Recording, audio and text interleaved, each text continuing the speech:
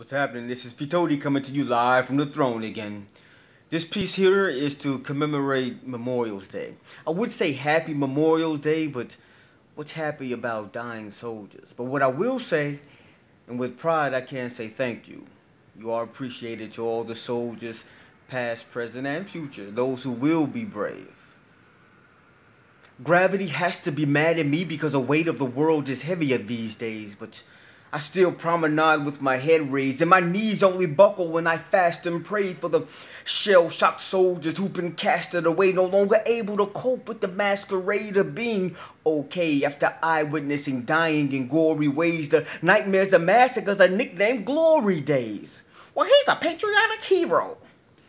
He doesn't feel like a hero, but they glorify him. And he thought of running away, but a mine ate his limbs. Well, he really should be proud, because he took 5 of them.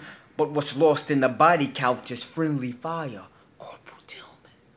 So beneath that shroud of pride, he just wants his legs back, and the nightmares to stop, and his sanity to be intact. And Iraq should be called limbo for all the limbs that have been blown off. God bless the dead soldiers, but what of the ones who can't walk? What about the right hand that turned to southpaw because of an IED in Baghdad? He can't play catch with his sons and his sad dad. He's depressed because he thinks he's a bad dad. His world was toppled by insurgents on the quest to get virgins and a better life in the afterlife if they find infidels and purge them. Suicidal bombers or martyrs. It depends on what side of the boom you're on. The Holy Bible or Quran. Different perspectives make them assume we're wrong, but who's to say who can pray in a particular way on a particular day to a particular God who's not so particular, but when it's so ridiculous is that it's so testicular. In other words, who's got the biggest balls? I mean, bombs. Was it George W. or Saddam? Or was it the kid with the killer vendetta because collateral damage murdered his mom? Hate is contagious, and rage is a symptom. If the system is corrupt, then what will erupt are more victims, looking to get those who put them in the predicament they're in. Even a coward resorts to sin to taste the sweetness of revenge, but where does it end? In a world full of blind folks, when eye for an eye leaves us savagely plucking out eyes because we've been poked, but those who didn't provoke are the ones who feel the wrath. They're drowning in tears and bloodbaths that were drawn by warlords and psychopaths.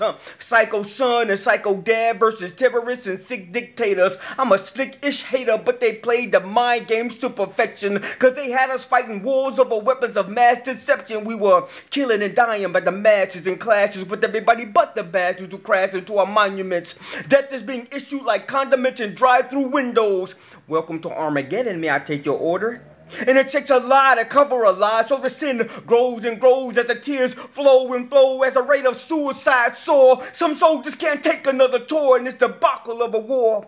They'd rather die than be killed by a bomb in the road or a mom strapped with the booby trap to make a baby explode. Maybe I'm old-fashioned, but these bastards ain't fighting fair. The Geneva Convention didn't mention my brother in the trenches protecting folks who don't want us there. And the word warfare in itself is an oxymoron, because we morons just think of more ways to kill with more bombs. And the devil's having a field day while God's creation is running amok. We wrestle not with flesh and blood. We're living the prophecies. Folk, wake up.